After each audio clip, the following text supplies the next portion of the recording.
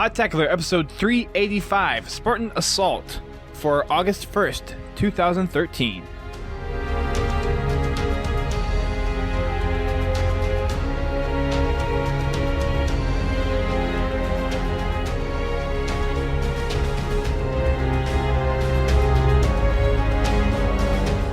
Hello, ladies and gentlemen. Welcome to Podtacular, the unofficial Halo Universe podcast. I'm your host, Duststorm.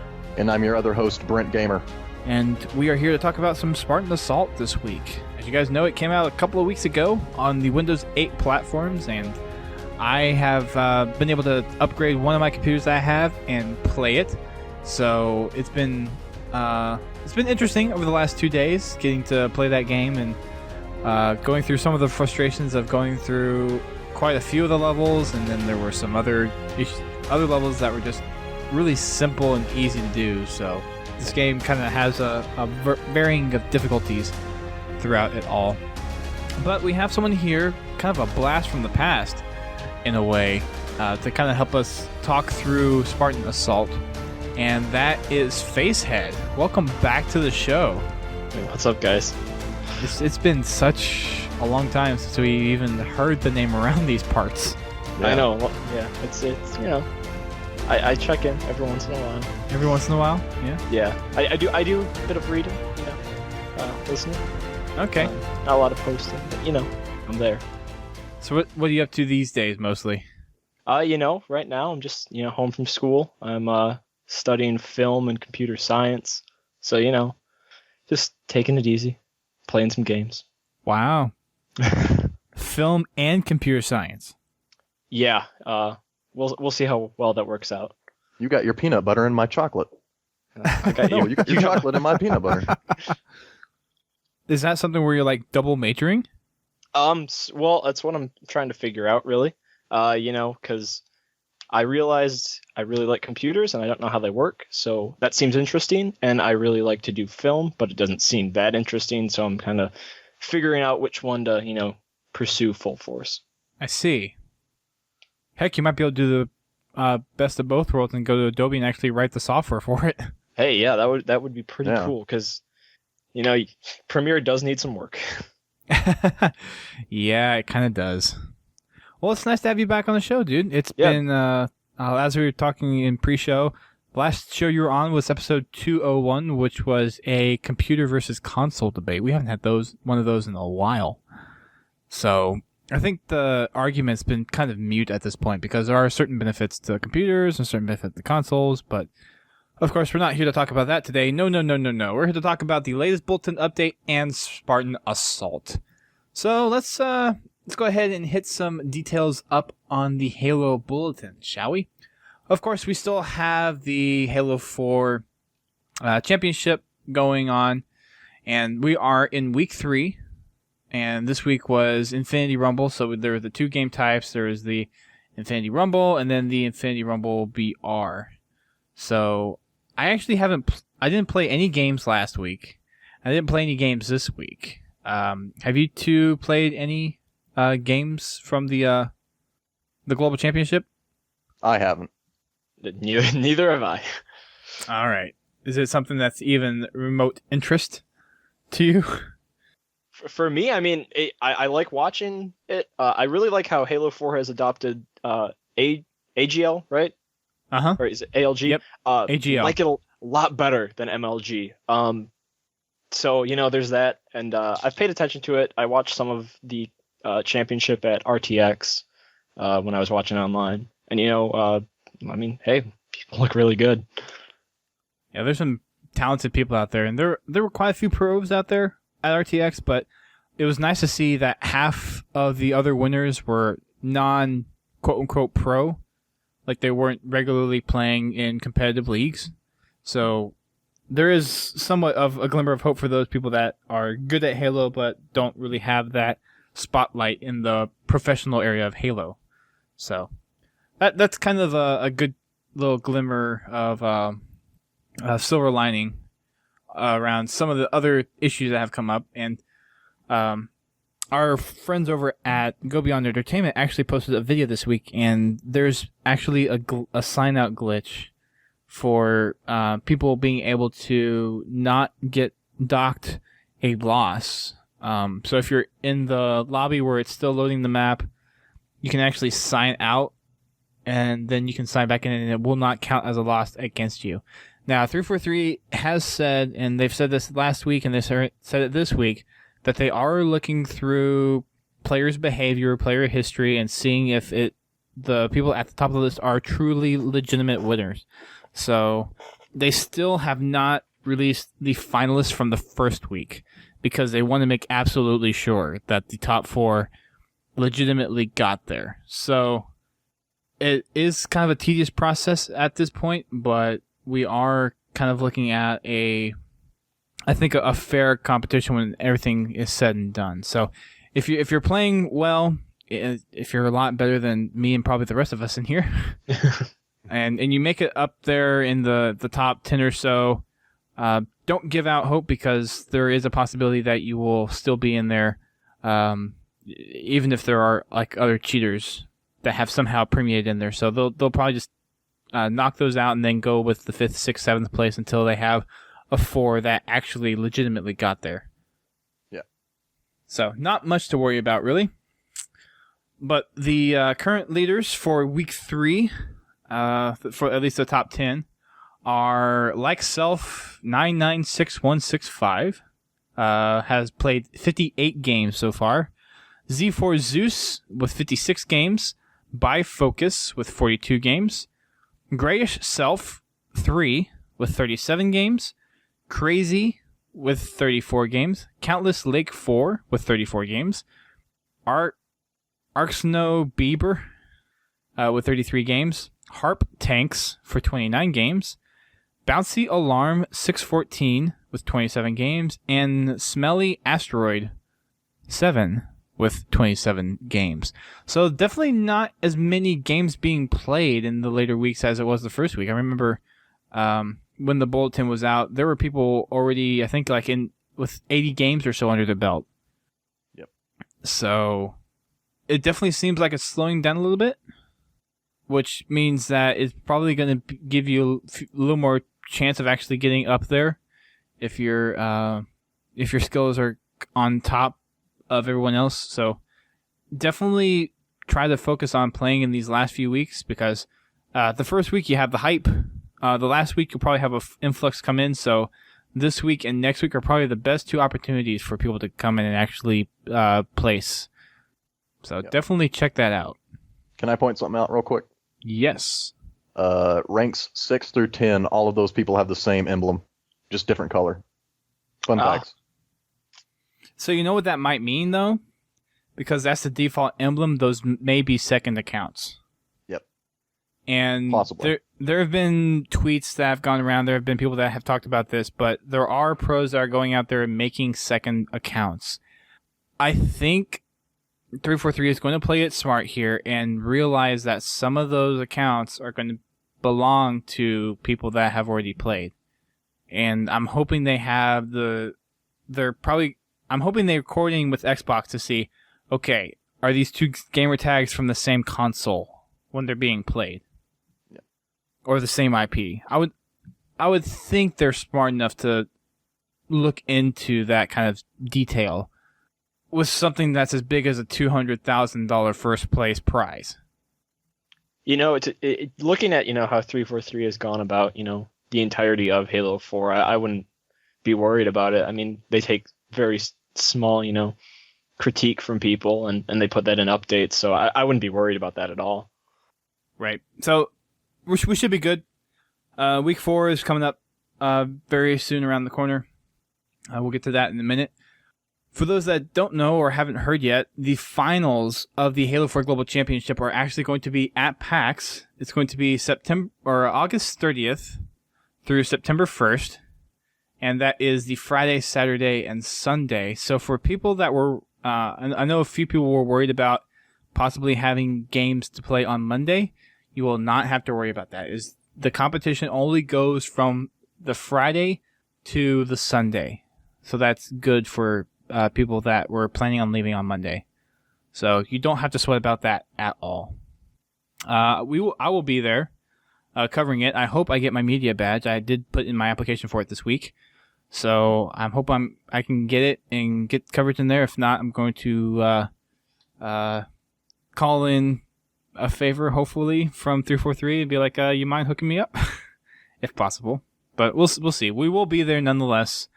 I will have my camera even if I don't have a media badge, but there shouldn't be any reason I shouldn't get a media badge with something as big as this. We are going to be in the Benaria Hall. Is that how you say that? Benaria? I have no clue.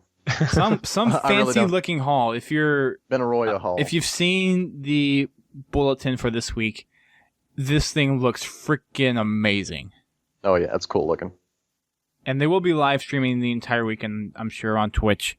So even if you're not there in person, you will be able to watch the finals going into it. And I'm guessing, since it's only probably going to be 64 players there, you're going to see every single game streamed. That'd be my guess. Because I don't think they would pull people in, especially during PAX, and not let people go play. Or play around, look around the convention and all that stuff. So I bet we're going to see every single game in the tournament played, which would be really cool because that is a lot of good Halo to watch. I'm personally excited to go in and watch this and report on it because this is going to be... I mean, AGL has gotten huge, but for something as big as this and 343 is throwing it on and everything, it's going to be very interesting to watch. Especially with it being, linked with PAX and everything. That's a huge step. That's a big deal.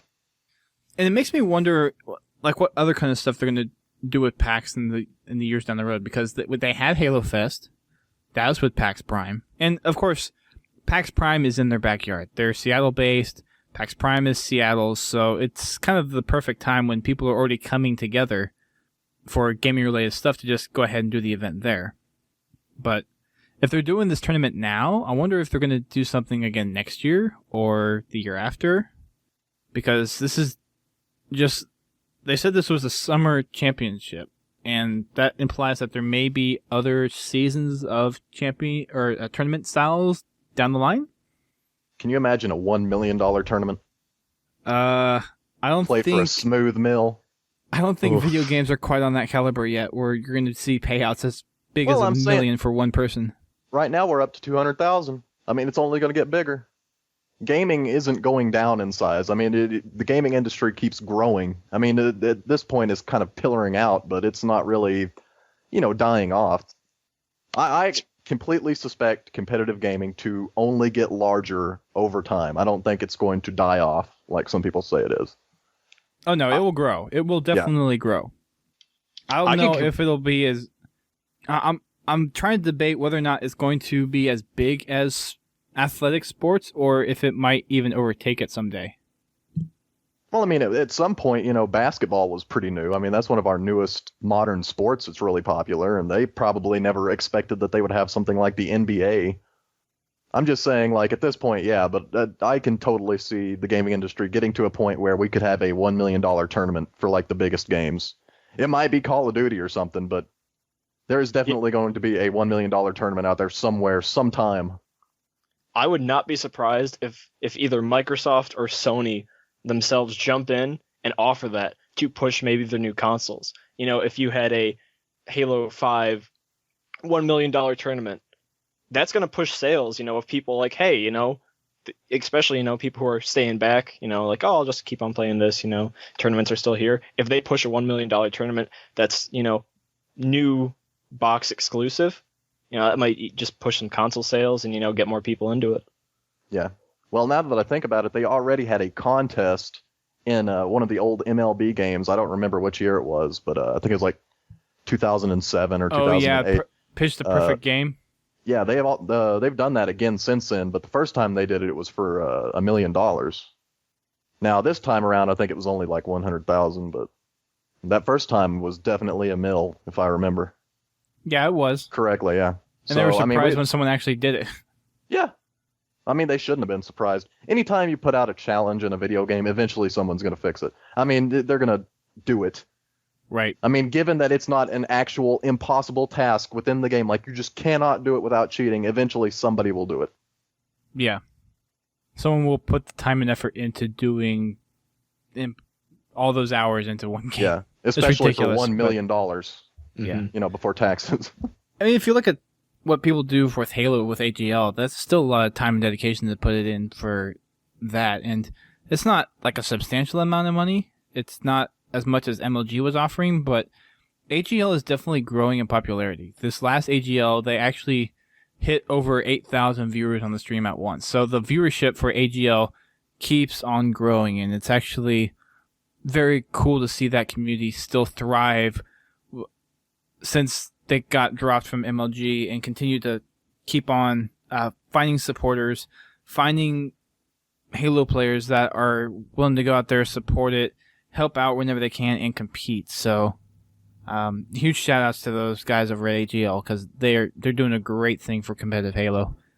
And I'm hoping that at some point down the line, Microsoft might even look at kind of helping AGL out, because there were a few times where Bungie was sponsoring stuff for MLG. Like Britton, when you and I were there, they were showing off ODSTs and they were sponsoring that piece of MLG. So Oh yeah, it's definitely possible for Microsoft to come down and back AGL for a tournament or so.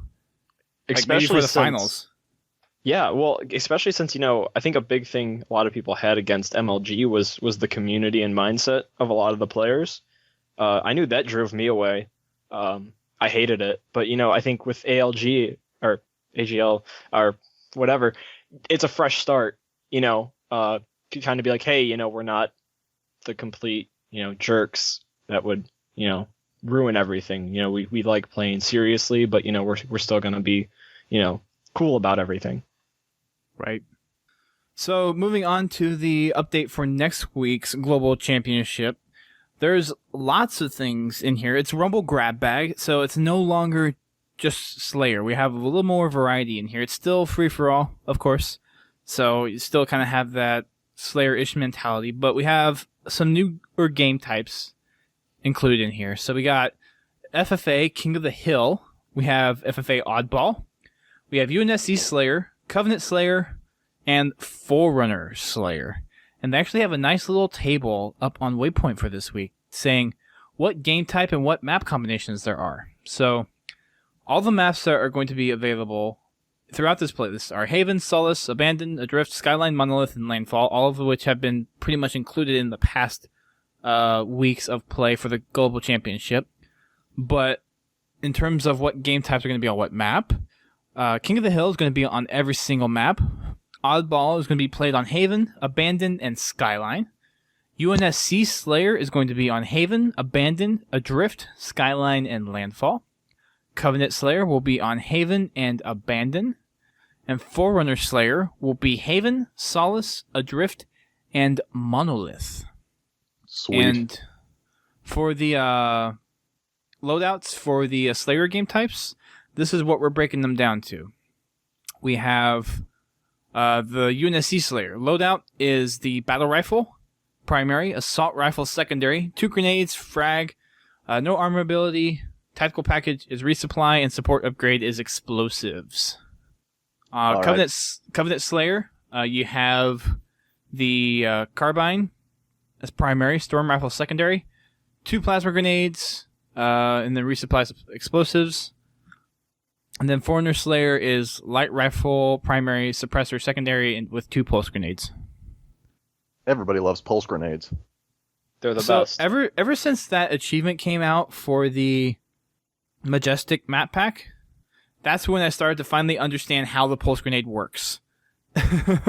Yeah, I can use it. It seems like once that achievement came out, once that map pack came out, a lot more people got good at using that pulse grenade.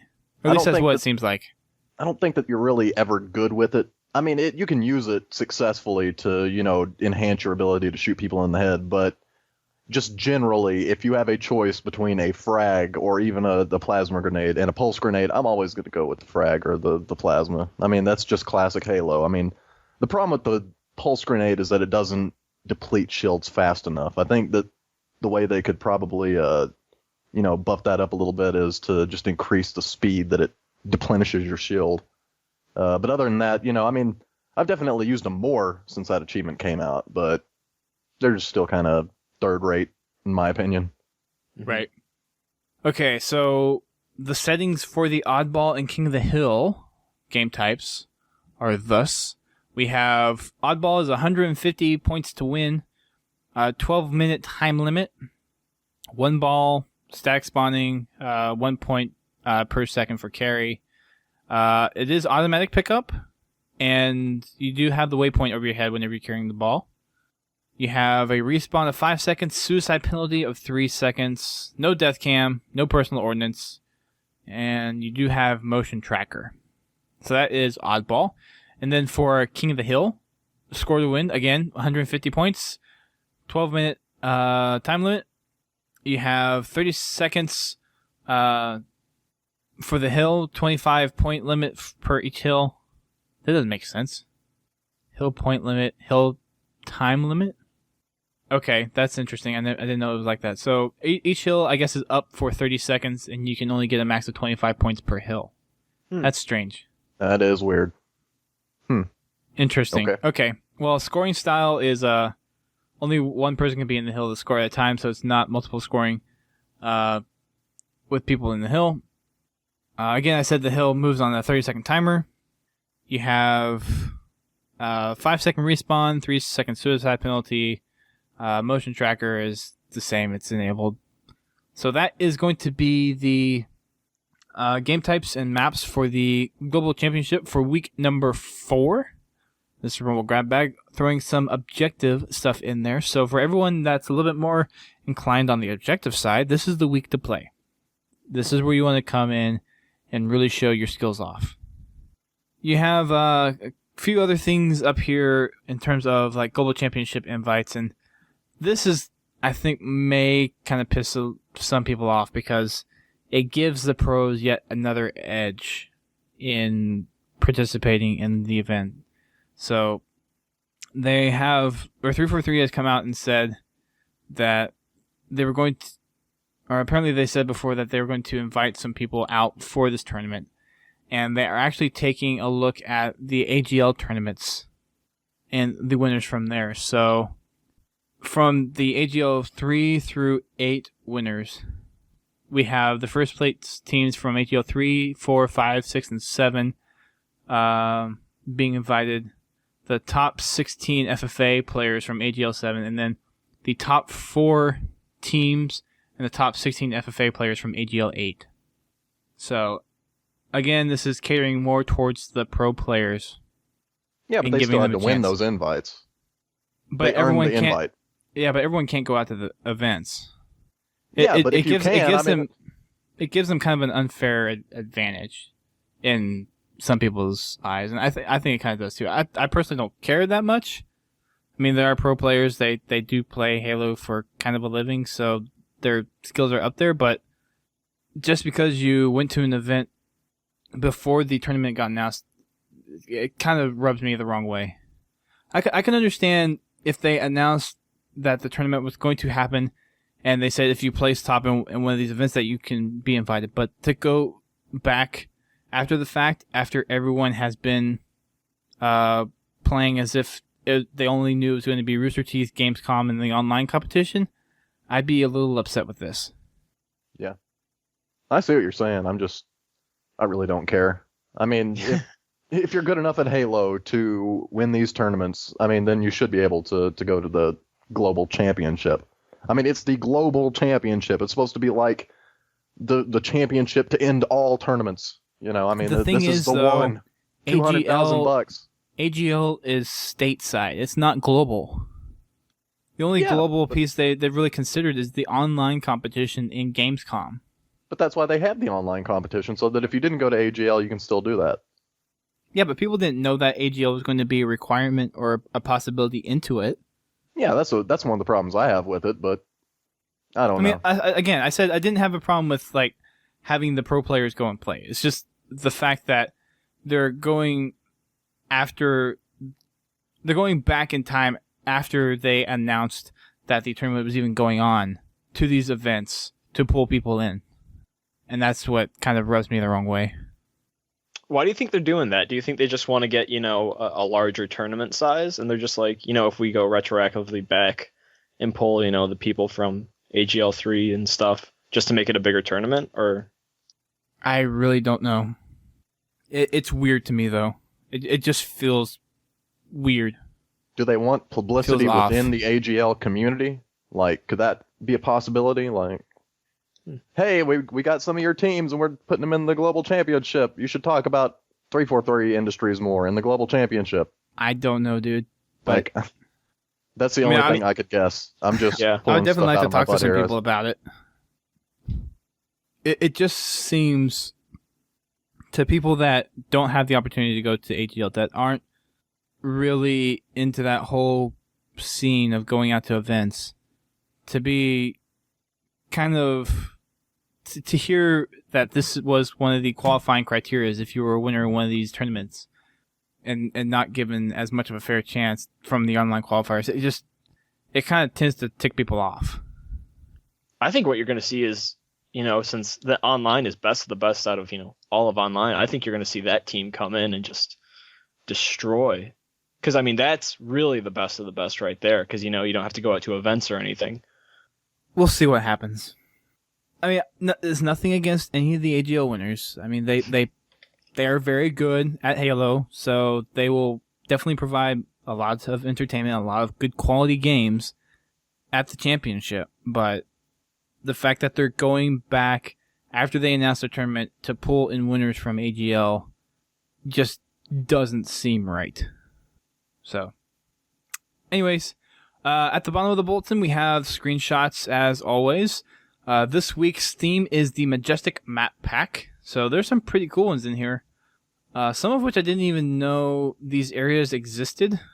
Primarily like the top 3 or so. And those are signs, more or less. Yeah. But there are some pretty cool effects ones. I like Loss and CS Mun Gun. I'm guessing that's how you say that. System Really on love gun. System It's Gun. French. I just don't know how to pronounce it in French. Okay. Like, I didn't take French. I just know that it is French. I don't. Okay. I like Geometric Surroundings by Prime Ordnance. I like those colors. That kind of purple and pink. Like, I'm wondering how they 80s did that. neonish. Yeah. Yeah, I don't know. The same effect that they used for Landfall 1. I'm a big So- fan of Hopeless. Really looks like the skybox is looking great. I love The that stuff. skyboxes in these maps are Yeah, Brilliant. they're amazing. Yeah. So, evac is another cool one. I like it's the black armor and it fits very well with the backdrop. Kind of the same or similar effect as Hopeless does, in my opinion. A little bit different color tone though. A little bit different temperature on that. So, all right. Well, that is the bulletin for this week. Hopefully by next week they'll have the results for the first week of winners, and then we'll go on from there. But again, if you're somewhat objectively inclined, a little bit better at those game types, definitely check out next week for the Halo 4 Global Championship. All right, moving on to the main topic of this show, Spartan Assault. Now, this is a game that is only available right now on Windows 8 for computer, Windows 8 tablet, and Windows 8 phone. Slight caveat on the phone, though, is that it's only available in the US if you're on Verizon. If you have a Windows phone that is not on Verizon, then you are not able to get it. But if you have a Windows tablet or Windows computer or a Windows phone anywhere else in the world, you can purchase the game and download it, and it's $7. So I went ahead and upgraded one of the main computers I have in my apartment to Windows 8 and played it over the last 2 days. And it was interesting. There are certain parts of it where I was super frustrated. I think there were 2 levels that took me an hour or more to play. And it was crazy. But let's start from the beginning. So we have 2 Spartans, Spartan Davis and Spartan Palmer, who are basically going out and This is between Halo 3 and Halo 4. So there's another sect of Covenant who have kind of broken the truce, and one of Vol's clanmates is also out there doing some dirty work. So if you remember Park Vol from Halo 4, well, there's I think it's Mang Vol, something like that. I forget what it was. It's like what Marg. his name was. Mark Vol. Yeah.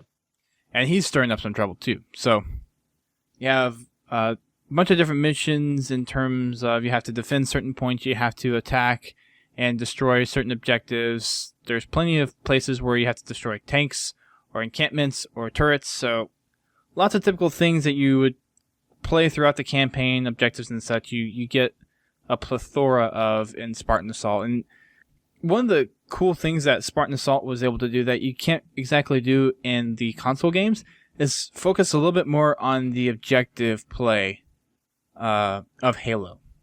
So in Halo Wars, we definitely had a little bit more of that, but I think in Spartan Assault, we definitely had focus on going to objectives and doing certain things with those objectives. So we had things like where we had to plant bombs, we had to destroy wraiths, we had to destroy anti-air, we had to defend certain things. And you don't get as many of those in the console games because it's more fast-paced. It's linear where you're pretty much just running and gunning. There's not many objectives other than you have to activate some switches in order to continue on with your current objective. So one of the good things that Spartan Assault does is really exemplify what it means to have a truly objective-like playstyle for Halo. Do you get that kind of feel, Facehead? Yeah, so I mean, I was playing through it, and there are certain levels in the game that actually remind me of levels previously that are, scattered throughout the Halos, like, a certain level in Reach or a certain level in Halo 3. And I thought that was, really cool because it's like, oh, hey, this is like the same objective you did in like Savo Highway. You're like, oh, okay, destroying these wraiths. And it really took me kind of like in a flashback back to those moments, which, I thought was actually really cool that they were doing. I don't know if anyone else got that, but. So there were definitely remember a few flashback moments as well. Have you played the game completely yet? No, I believe I'm about halfway through it. Okay. This is kind of spoilerish, but I'm going to say it anyways, so if you guys don't want to hear it, skip ahead 20 seconds or so. But the last level of the game completely, total flashback from Halo 2. Really? Yes. See, total flashback from Halo 2. Which is, I mean, I'm not playing the game for the story. I really, it's a top-down shooter. I, think of those as, your arcade type of games where it's just like rack up the points, get your combos, and all of that.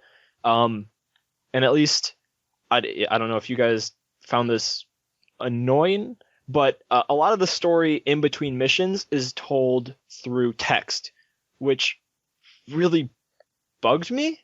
Because you go from, the beginning of each mission where you get like, a cutscene, but then in between, you have the text boxes that you read. I really wish they had like voiceovers going on for that, just to kind of bring you into the whole story experience. Are you talking about when you're going between different levels? Yeah. Those don't really seem exactly, at least from the few I've read, those aren't specifically storyline elements. Those are just kind of like random quotes or certain facts about the timeline, but they don't directly contribute to the main story that's being portrayed in Spartan Assault. Right. But, and I personally don't, I can appreciate the style that they do with the whole motion animation stuff, but I personally don't like it that much. They did it with the Halo 4 terminals, and they did it with all the cutscenes in Spartan Assault, and I understand there's a certain artistic and visual appeal to it, but it just doesn't cut it for me. Yeah, I completely agree. I don't know if it was like a budget choice or a restraint, but with the terminals, I kind of understood because you're going through flashbacks. It's telling the story through through the terminals. But this, I felt like, it's a Spartan Assault. It should be, at least reminiscent of Spartan Ops is kind of what I went into it not knowing anything, but that's kind of what I was guessing it would sort of be like story-wise. So I was hoping for, full CGI cutscenes, just like in Halo 4 to lead up, before your levels. So I was kind of disappointed by that. I mean, they're still really good. It's just the art style kind of, might rub some people the wrong way. Yeah. And there's nothing wrong with it. But again, in my opinion, it's not like, I don't know. I personally don't like it that much. Mm-hmm.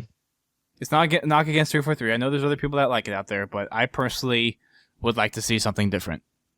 In terms of gameplay from the levels, have you gotten to any of them that were just like ridiculously hard? And I don't think you have yet if you said you're only halfway there. Actually, one of the first missions is an escort mission that I had a lot of trouble with. I mean, I was playing it with some extra skulls on, but I have noticed a few difficulty spikes.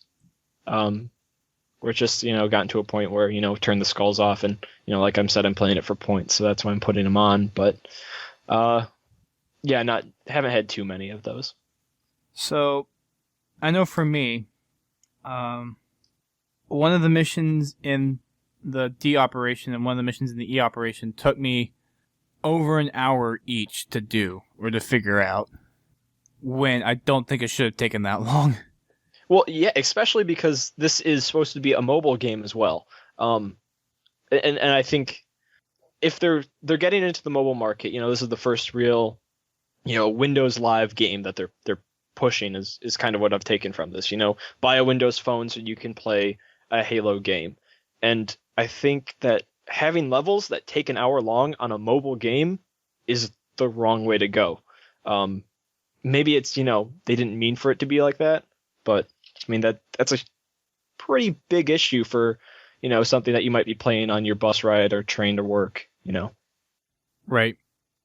It's not that the individual missions take that long. It's just try after try after try after try. It took me that long to get it.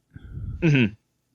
And it's weird that with how short this game is, how much variety in the gameplay style there is from mission to mission. I do completely enjoy that. I don't really know if it's a spoiler that you get to use vehicles.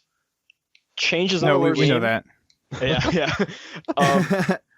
I like I said, I didn't really know anything about the game until I saw it today, and I was like, you know what, $7, I'll get it. The vehicle levels are great. I think they are so fun. They're, at least the ones I've played, super easy. But yes, it changes changes the pace, definitely, from that. Yeah. The pace changes throughout the game are so far really good. Well, it's interesting too because you also have, whenever you're going up against a vehicle, the grenades are so freaking powerful. Where in, like, if you're playing Halo 4, you chuck grenades at those things, you're lucky to even destroy it by maybe the 7th or 8th one if you have that many. But in Spartan Assault, you have 3 or 4 grenades, and here's an interesting thing: you can hold up to 9 of the types of grenades that you can have. So, I love that. You're just chucking grenades. Right, you're just throwing grenades all day long.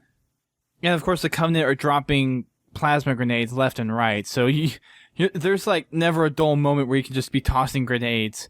And I'm guessing you've probably already gotten to one of these missions, but there's one mission where you have incendiary grenades. Mm-hmm. And those are fun to play with too. Yeah, very, very cool.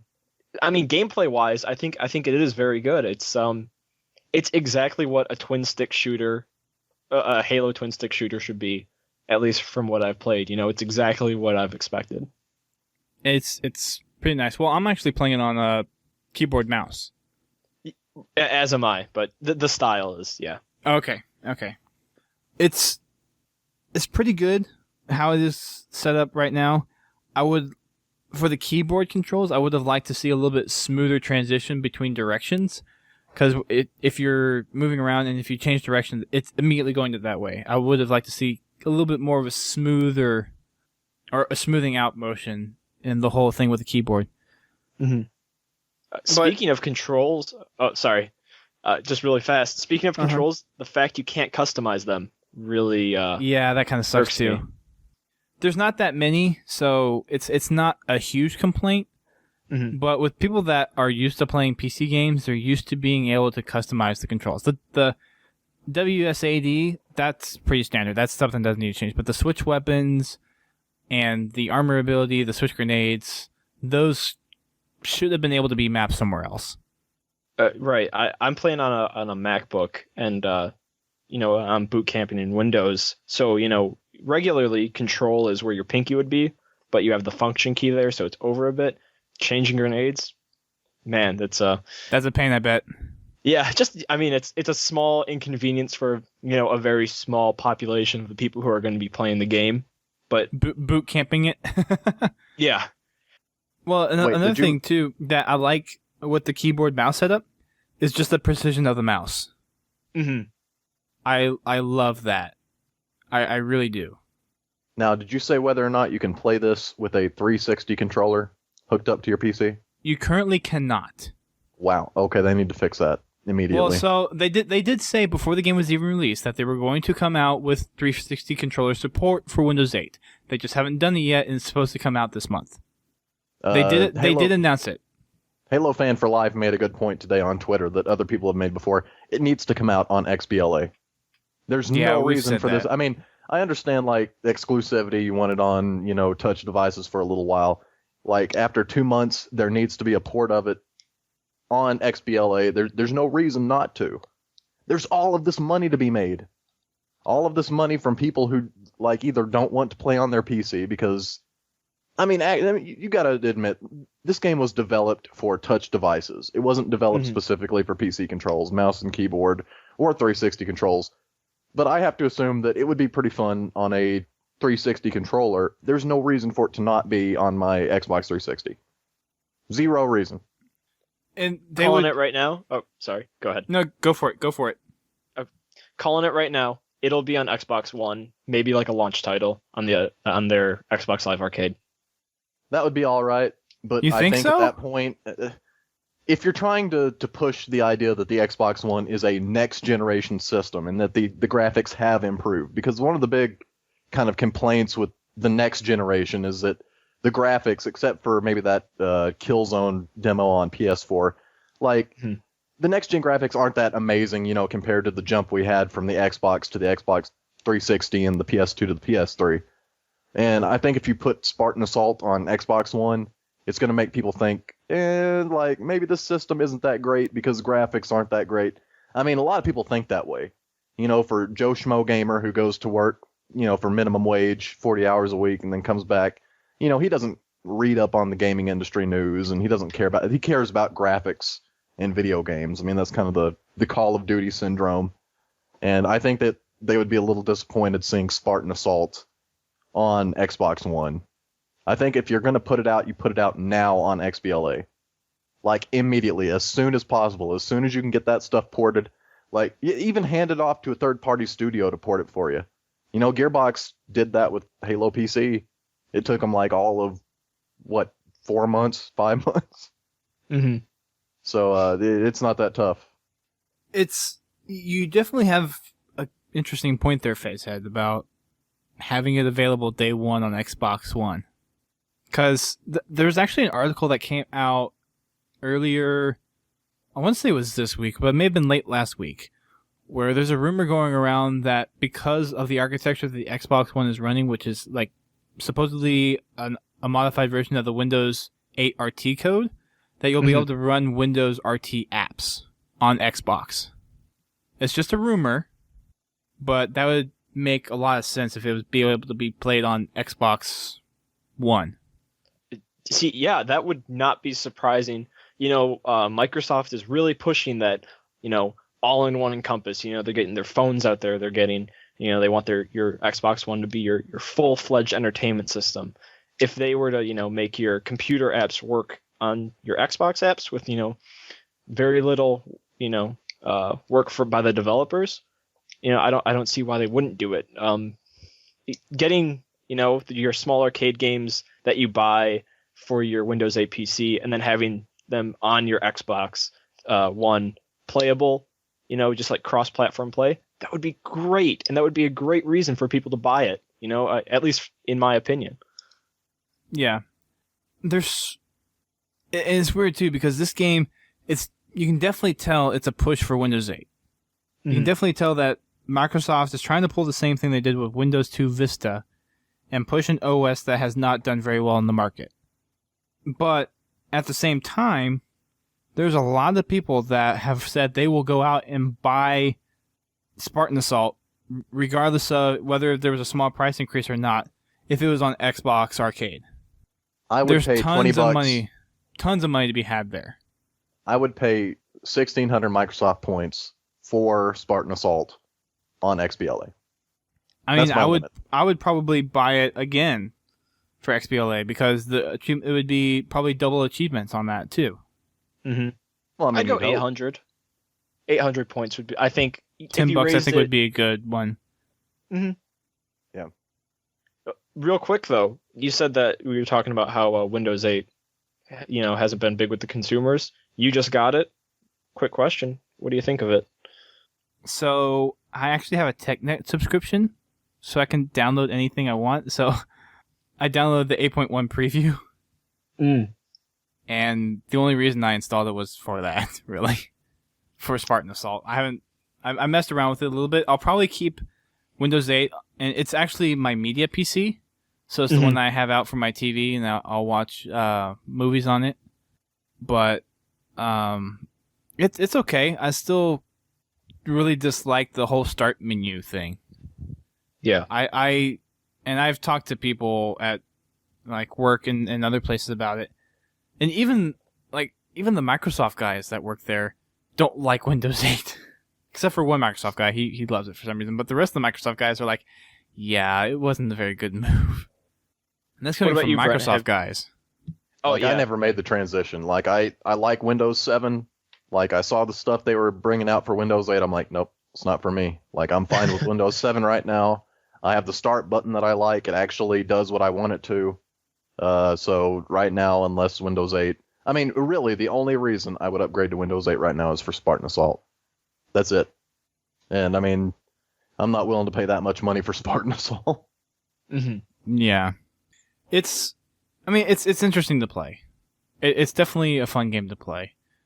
Is it worth just getting an OS for it to play it? No. And if there's enough pressure for the community, which it sounds like there is, it seems likely that it will come out on the console. Whether it's going to be, like Facehead said, with a launch title with Xbox One, or if it eventually comes out as an XBLA title.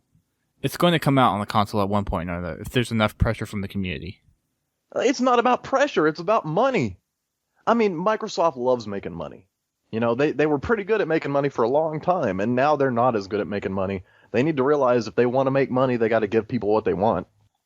If you put out a good OS, people will buy it. Fun facts,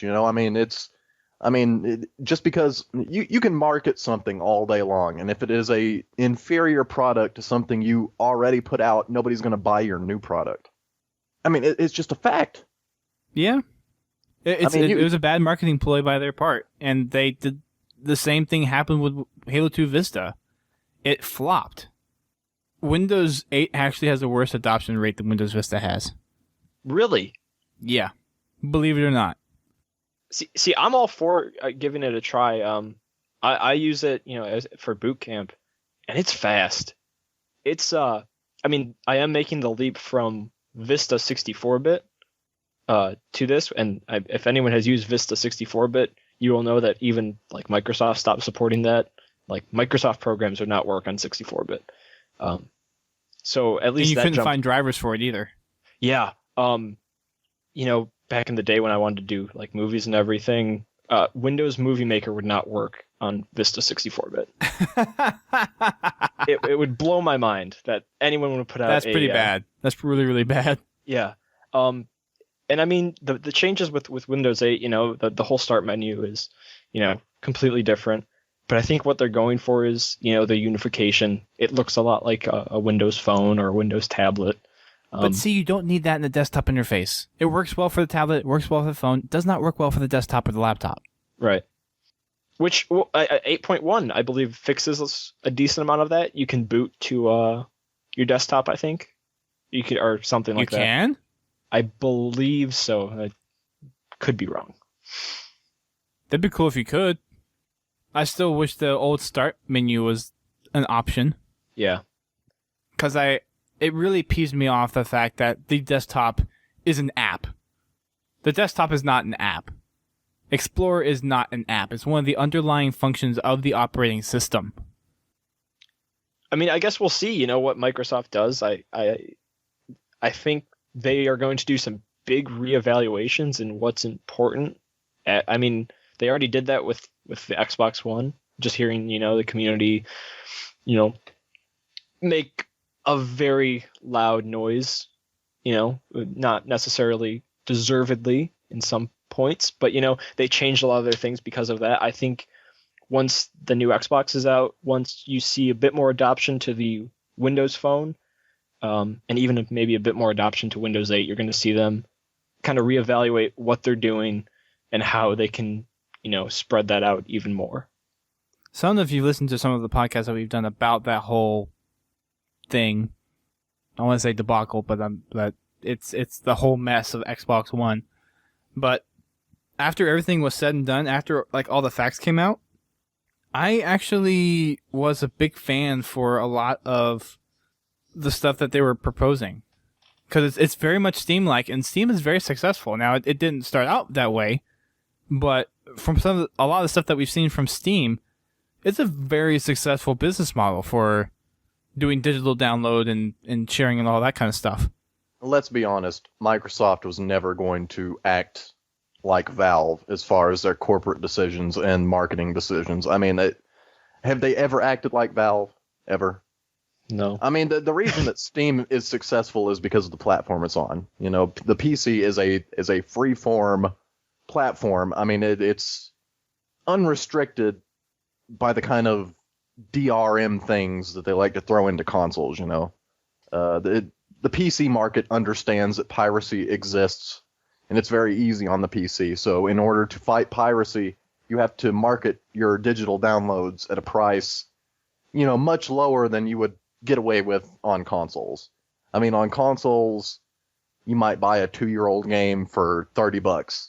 A 2-year-old game on Steam is $3 during the summer sale. I mean, it's crazy, but you're never going to get those prices on a console ever.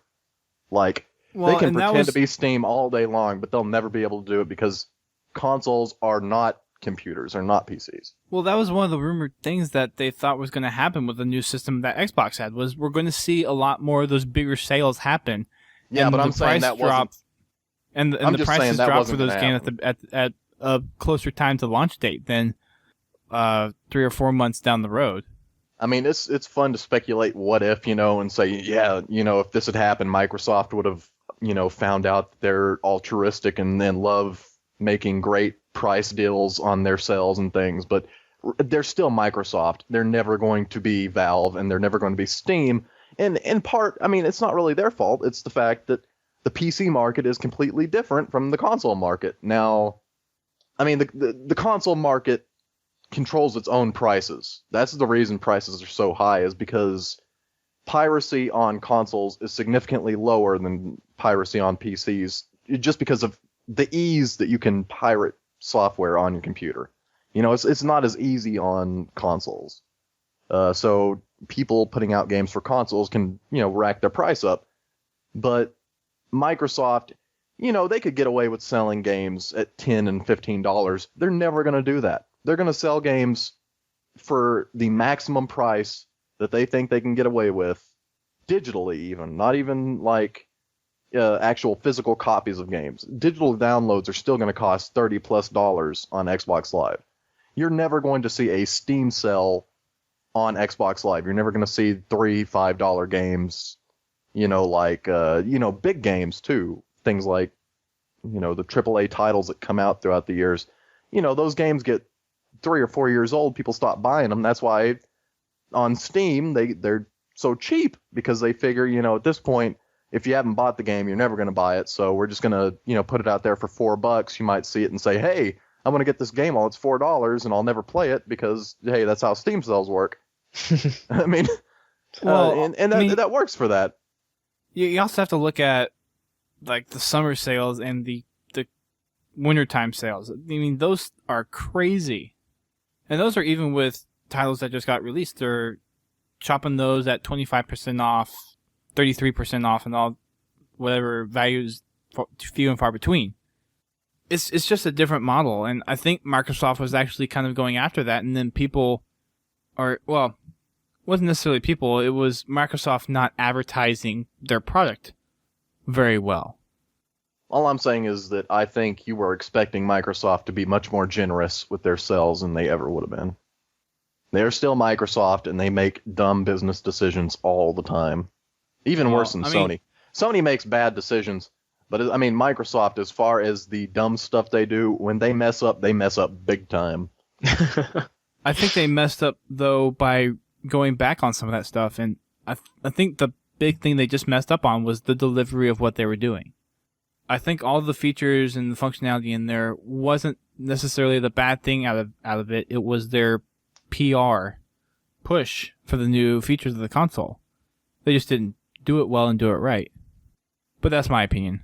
No, I completely agree with that. I think most people have come upon that decision now. I don't know if you guys listen to any of the IGN podcasts, but they mostly agree with what you're saying. And the Beyond, which is their PS3 podcast or their PlayStation podcast, I believe they had Shuhei Yoshida, which is a top guy for Sony in the PlayStation division, and they've talked to him about it. And what it sounds like is not right now. They're not going to have huge sales, but eventually they're going to have to kill GameStop, and it will become hey, you can buy your copy of BioShock, whatever it will be, for $60 at GameStop, but hey, digital download $50. I think we will see that maybe in a year, and then eventually, yeah, I think we will see Steam sales. Even though they have these now offline capable boxes, I still think you're going to see both Sony and Microsoft really push the online sales of games. Yeah, the digital download stuff is definitely where it's going to be. Mm-hmm. And I would definitely be on board with it. If I can get day one digital download, like if midnight rolls around and my console starts downloading that game, I will stop buying from GameStop, stop buying from Amazon. Mm-hmm. I mean, because Microsoft doesn't do it, but I know Sony does. They don't do preloads though, which that's a big thing. I don't mind about preload.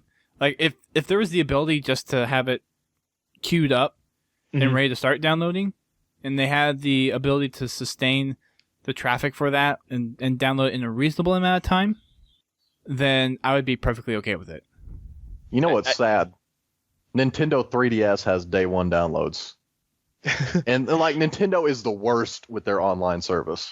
I mean, they're gradually getting better, but the fact that 3DS gets day one downloads and the Xbox 360 really doesn't, like that's kind of sad. They need to fix it. The funny thing I see from Nintendo's side of things, and we'll get back to here in Spartan Assault here in a second, is Nintendo has a lot of interesting ideas. They just don't execute them well. Like motion control. They had that with the Wii for, a year and a half, 2 years before Microsoft or PlayStation came out with their motion control stuff. Like, Nintendo comes up with some very, very clever ideas that pushes the gaming realm, but their implementation just flops. Well, that was a relatively new thing with the Wii era. I mean, traditionally Nintendo, in the early days, Nintendo defined what it meant to be a console device. I mean, they are the grandfather of the console video game industry. That's why if I ever saw Nintendo, run out of the hardware market, I'd be really sad because, I mean, you have the NES, which led into the SNES, which led into the Nintendo 64 era, which led into the GameCube era, which then led into the Wii era. That was completely different, though. I mean, the NES through the GameCube all of those devices, except for maybe the Game Boy, weren't really revolutionary. The most revolutionary thing Nintendo did was, first bring the console gaming market into the mainstream. They made the idea of owning a video game console in your house. The idea of playing a video game in your house on your television was mind-blowing at the time. They had consoles. They had like the Magnavox Odyssey. They had some other stuff that, escapes my memory. But, Nintendo made it cool because they were the one that said, hey, Sears, you want to sell this? And Sears was like, yeah, whatever. And so they actually got it into living rooms across the world. And that was what initially they did was revolutionary. But then from like the NES era through the GameCube, they really didn't do anything revolutionary. They didn't do anything that like really evolved the gaming industry. They just made really good video games. And then they saw that their sales were kind of staggering off because the PlayStation 2 was just kicking their everywhere. And they said, how do we beat Sony at their own game? So they decided they couldn't beat Sony at their own game, and they made the Nintendo DS, which was, at the time, everybody thought the Nintendo DS was going to die because it came out around the same time the PSP did. I mean, the PSP it was incredible compared to the DS. I mean, the graphics were better. You had the analog nub. It was just better by its specifications. But the Nintendo DS ended up beating the PSP because it had better games. It actually had games that were fun and interesting. And that's what kind of led Nintendo off into this mindset of, hey, we're going to start doing crazy stuff with our video games. And then they came out with the Wii, motion controls at the time. Nobody ever thought of that. And that got real popular because all of a sudden these, grandmas and grandpas that don't know how to, operate an analog stick and buttons, all they have to do is move their arm and they can play a video game. And then they all got tired of Wii Sports, and then they figured, hey, everybody's over this motion control stuff. Like, how do we make the Wii U revolutionary? And they just gave it a touchpad, which is what, iPod and iPhone's been doing for 5 years now. Not really revolutionary. So I'm just saying, like, Nintendo is not a revolutionary company. That's a fairly new thing. And I think if they want to actually grow their company, they're going to have to fall back on their roots and understand that the way they make money is by putting out cheap, reliable hardware with fantastic software that no other first-party video game developer can put out. That's it. I like how we got started on this discussion all from talking about Spartan Assault pushing Windows 8 platform again. Well, I mean, it makes sense. I mean, we're talking about platforms. Yeah, yeah. It's funny the tangents that we end up on sometimes. We go from Halo to Nintendo. Another thing I wanted to bring up, at least for you, Facehead, was for the achievements. Do you feel that they're attainable? Because I have quite a bit of them so far. I think I don't remember how many I have. I know I think I have at least half. Let me pull them up real fast. For me, it's weird because there are some achievements I go look at. It's like, oh, I can do that multiplayer. Oh, I can do the multiplayer. And when I'm playing a game, it's like, oh, I can go back and get gold multiplayer. But then I think again, wait, this is a Halo game that doesn't have multiplayer. What? It's a weird feeling. Yeah. I mean, basically, most of the achievements I've got are kind of just, get, a gold rating or anything. But there are some that seem very specific, almost, which, I mean, that falls in line with, Halo achievements, run someone over with a mongoose, get 2 kills with a Spartan laser. I think they fall perfectly in line with the rest of the Halo series achievements. You have your typical easy beat the game for maybe like half of them, and then you have the ones that are going to just absolutely, pull your hair out. I can't believe this is an achievement type of ones. I mean, just like the pulse grenade achievement in Halo 4. I'm never going to get that. I'm also never going to earn all gold stars in this game. I just, accept it. So the gold stars one, I don't think is going to be too difficult, especially with the skull multipliers. Mm-hmm. I don't think the gold is going to be too difficult. There are some in here that are just like, I can get that, but it's just going to take quite a bit of effort. Like, and I actually only have 9 out of the 20, so almost there. But there's one in here that says prevent all jackals from regenerating their shields in Operation B Mission 3. It's like, that's doable, but I have to be actively going for it. Yeah, which, I mean, that goes back to what some people think achievements are for, playing the game in a separate, or in the way they want you to play it for sometimes. I mean, I'm perfectly okay with what the achievements, I've seen so far. I mean, obviously I haven't gotten to them, some of them, but I'm okay with really tough achievements that make me go back and really, you need to do this. And, at least they have good descriptions, so that way, like, oh, I screwed up, and then you restart, which is a very awesome thing of how easy it is to restart the level about the game in the game. The UI for the game is actually pretty intuitive. Yeah, it's very well done. I was confused at first. I was like, where is everything? But once you just grasp what everything kind of means, it's very simple and intuitive. Well, it's actually really easy to just jump straight in. The control scheme is very simple. I mean, for the mouse and keyboard, the keystrokes took a little bit to get used to, but it wasn't really that bad. It wasn't that hard to get used to the controls as I was going through the levels. And the visual style works really well. It's very fast-paced. Mm-hmm. Especially with how quickly you can kill enemies.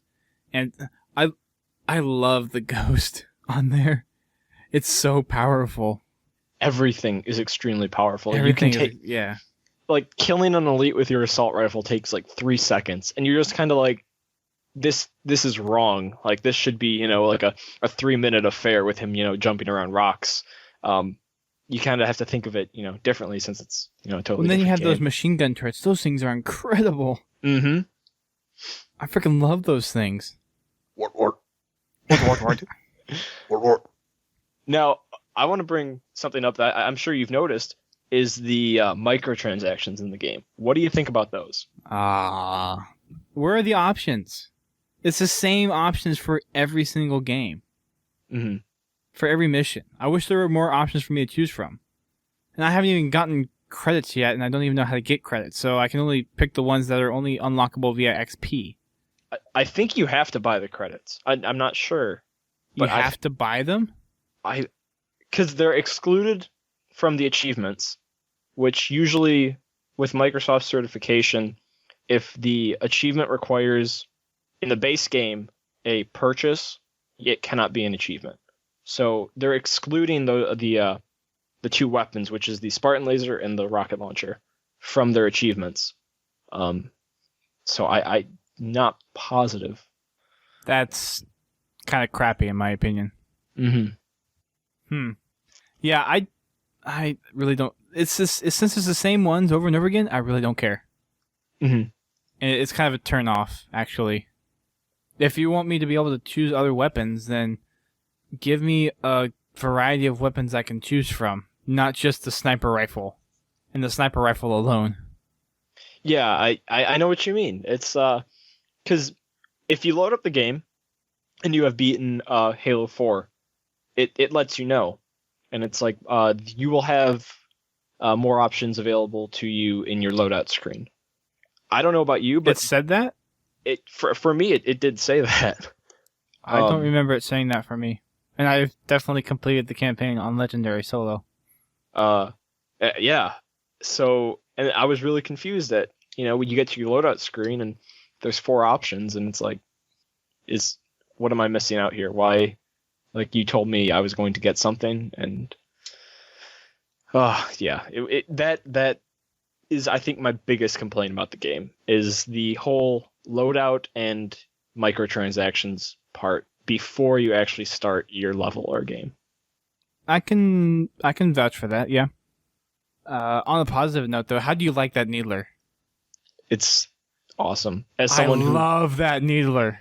As someone who loves the needler in all its glory, and through 1 through 4, I love it. A good needler is just, it makes you feel good inside. It's a powerful needler needs to be too. buffed in Halo 4. Really, I mean, I was using it the other day. It just doesn't kill fast enough. It's 7 needles. That's all it is now. They bumped it down from what it used to be. Well, it needs to go. No, that was the carbine. Never mind. I was about to say, what are you talking about? No, I'm sorry. I got that confused with the carbine. So I'm sorry. Yeah, it's.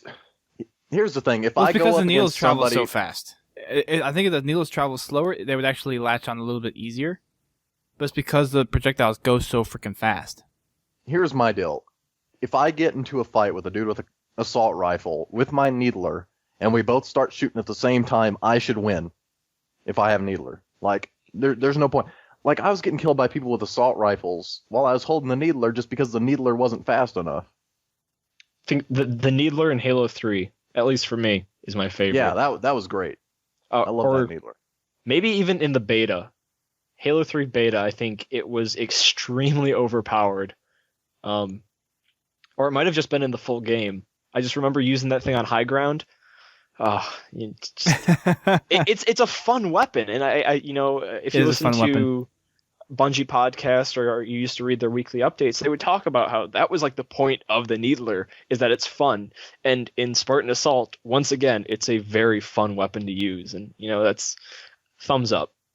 Spartan Assault kind of seems like an opportunity to make weapons that have to be normally balanced in a multiplayer environment just really, really fun to use in this kind of single-player experience where you can just mess around. I mean, they don't have to worry about balancing because it's not multiplayer. Mm-hmm. I mean, you're just killing an AI, so it doesn't matter how powerful it is. Yeah, wreck it. The focus rifle, I still hate that thing. One of the worst decisions ever. Yeah. Now, I enjoyed the focus rifle in Reach. I didn't. I really did. No. I did not like that weapon at all. I couldn't use it. I couldn't use it like real successfully, but I mean, just using it as I basically thought of it as a like sniper rifle meets sentinel beam, which it really is. And I mean, I couldn't get a lot of kills with it, but it was just fun to use. It's fun to like point a laser beam at somebody and watch them fry while you just kind of move around, It took too long to take people out, though. And you had the I couldn't aim with it.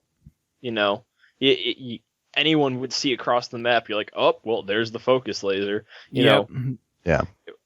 I don't think a lot of people, used it in general. So. Pens in the chat says, how was dual wielding the SMGs? It was pretty fun. Definitely just a spray of bullets everywhere. Very effective against grunts. Quite effective against elites. Not very great against jackals. But it was fun to have the dual SMGs in there. 'Cause you're just like unloading everything. Well, yeah, because if people who are listening don't know, there is no reload in the game. It's right. Just pick up ammo and it's a constant stream. I mean, with the assault rifle, you can shoot out, I think it's 265 bullets at a single time. Even that is it's a great feeling. It's such you feel so powerful, and I don't know why, but whatever. Yeah, there's a lot of weapons in here that are really cool. The focus rifle, don't really care for. The brute shot, I'm content, but the implementation of it in the game just seems because it fires so slow. Have you had a mission yet where you've used the brute shot?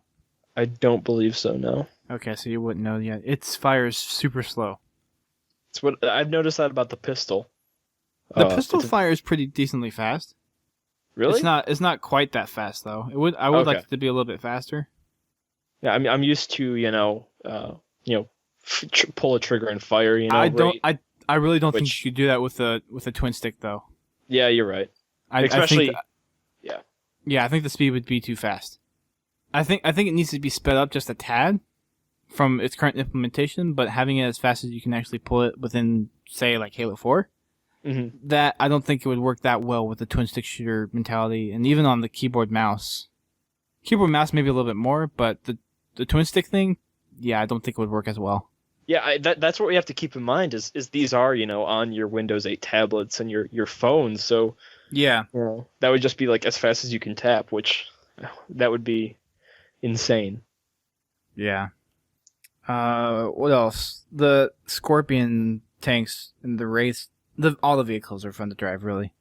Mm-hmm. They have It takes you back to almost. I'm trying to think of which Halo game it is. I think it's either 3 or Reach, where once you get in a vehicle, you feel unstoppable. I can't remember which one it is. That was 3. Yeah, It had to have been 3. Yeah. Oh, because you can kill anything with a BR or DMR in Reach. Or a sniper, yeah. Yeah. You get that feeling again of just like, I am able to kill everything and anything without, dying. And it's one of those, flashback moments.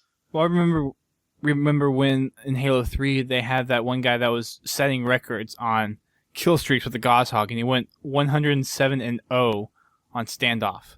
Do you remember that at all? Do either of you guys remember that? No. No. But I can definitely see that happening. Yeah. That's crazy. 107-0 in the Goshawk on standoff.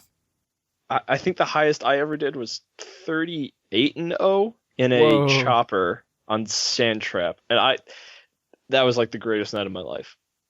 I wish vehicles had that kind of prowess back in Halo, and I want to see that in Halo 5 personally.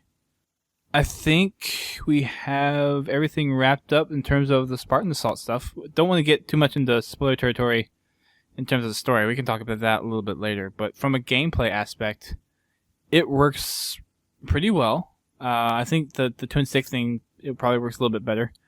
Of course, I don't have a tablet or phone to play it on, so I can't really judge for that. I would gameplay definitely is smooth. The pace of the game is very arcade style. The weapons are fun to play with. The vehicles are fun to play with. There was one extra armor ability in there, and I wanted. Have you gotten across or come across the stun armor ability yet? No, I have not. Okay. There's another armor ability. I think this is the only additional one in there, because there's sprint, regen, hologram, and active camouflage, but there's another one in there called stun. And basically it emits this kind of shock wave that's about 10-15 meters. Mm-hmm. And everything that gets enveloped in that is basically stunned for 4, 5, 6 seconds. And they just stand there, and it has the little shocks going on over it, so it's for about 5-6 seconds. And you can go around killing them. It's they give it to you on missions where you need to use it, but it's a very, very interesting armor ability. Yeah, I mean, if anyone's listening who's on the fence, if you have something to get it on, be it your Verizon Windows Phone or your Windows 8 PC, I definitely say pick it up. It's $8. You're definitely gonna $7. You're gonna get your money's worth out of it easily.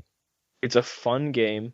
If you ever have played an old arcade like twin stick shooter, Smash TV or the Black Ops 1, it's just a fun time. It takes you back to scores are high, you want your combo streaks, and I mean, really, you were talking how it might not be a push, for a push enough for someone to get Windows 8. I think if someone was on the fence, had the money to go out and buy a copy, that might be just the little push that they need. It's definitely worth it if you're thinking about upgrading. Okay, I can see that. What kind of sad individual is on the fence about Windows 8? What kind of dude is just sitting there yeah, man, I understand that a lot of people don't like Windows 8, but a lot of people do have Windows 8. So that's just... And then there's Spartan Assault, but then if I get Windows 8, the start button will just take me back to this thing that I don't really want to go to, but then I get to play Spartan Assault. So again, that's just for the PC. That's not necessarily for tablets or phones. Yeah, but then they even cut down their potential user base by making it Verizon only. A lot of people don't got Verizon.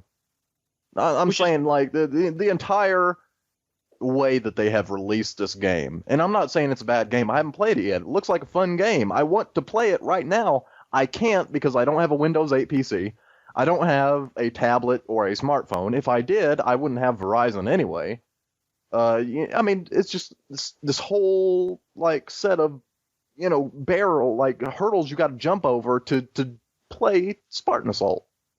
And it shouldn't be that way. If you play Xbox, you should be able to get on your Xbox 360 and download this right now and be able to play it. It's that simple. It doesn't make a whole lot of sense to keep it on tablets and mobile phones and Windows 8 PCs when you have this whole set of people on Xbox 360, even if they hated Halo 4. Let's assume that everybody who plays Xbox 360 hates Halo 4, which isn't the fact, but I'm just for fun. Like, if they hated Halo 4, this has nothing to do with that game. This is a completely different genre of game. This is a twin-stick shooter. There's a lot of people on Xbox Live who, like me, I played Robotron 2024. I know how to play twin-stick shooters. I know what's up. I mean, the biggest Xbox Live arcade game of all time, or at least it was back in the day. Minecraft probably beat it, but back in the day, it was it was Geometry Wars. And oh yeah, that's that right. That's right.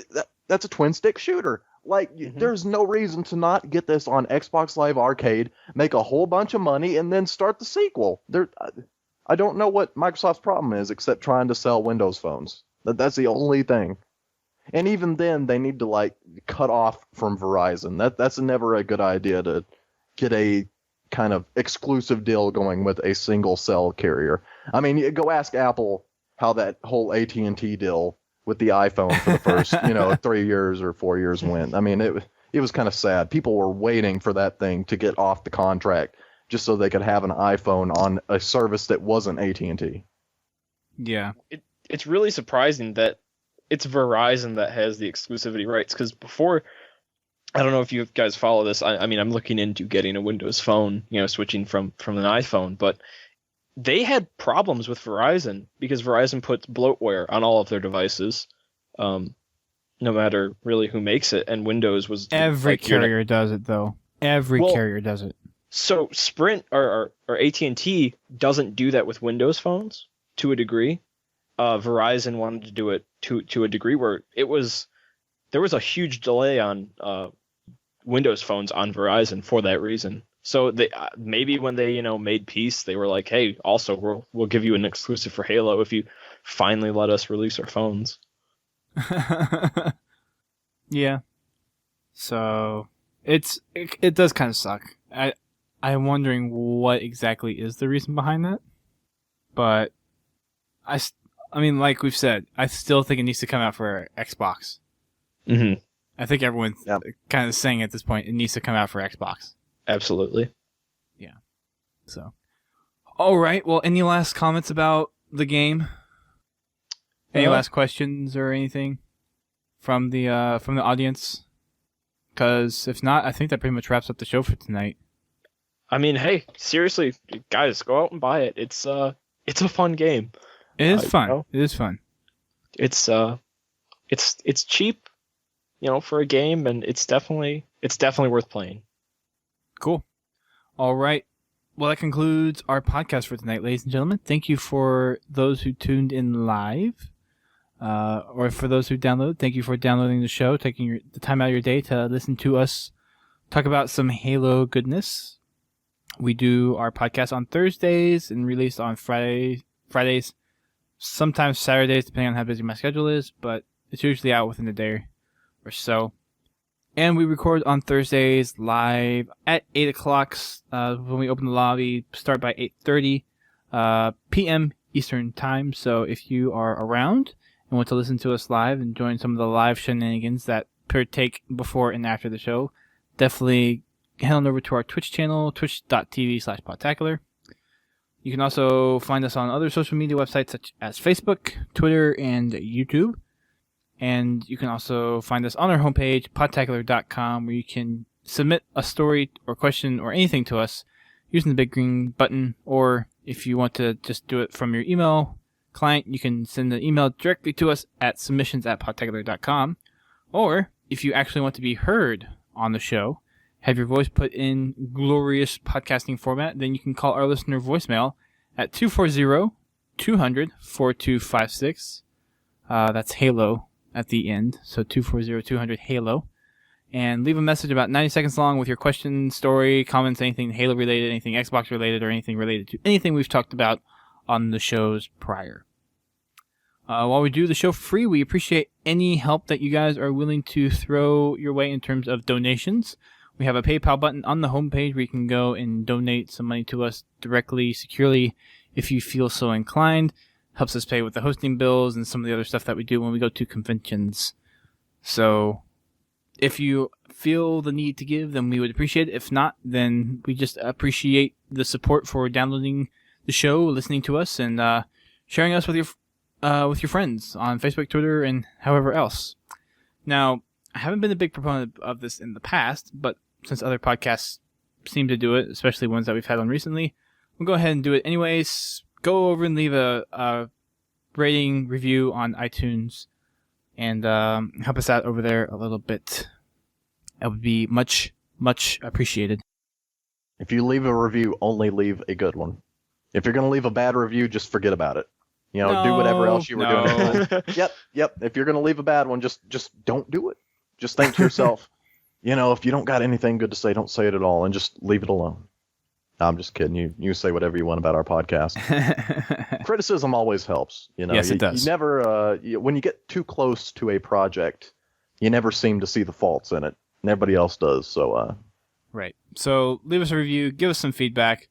Let us know what you think of the show. Let us know if you want anything added to the show or if there's some corner of the Halo universe that we're not covering enough that you want us to cover. Definitely let us know. Speaking of corners of the universe, our buddy Greenskull over at Ready Up Live is also running a little contest.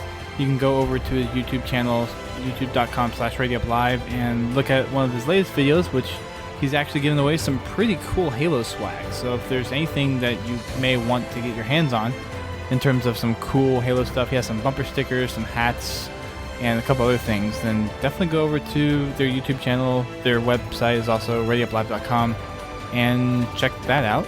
And with that, we're going to go ahead and say good night, everybody. Thanks again one last time for tuning in to our show. And we will see you guys next week for our Destiny podcast. Oh, man, I'm excited for that. We'll have the guys from Guardian Radio on the show. So man, it's going to be a fun podcast. Are you ready for Destiny? Because I am so ready for Destiny. I am ready for Destiny. My body. How about you, Facehead? I was just in Seattle. I visited Bungie on the outside. Some of the guys walked in, gave them a head nod. It's one of the best experiences of my life. Awesome. All right. Until next time, guys, keep on fragging Windows 8. Yes, frag Windows 8 all day, every day. Keep on fragging Verizon.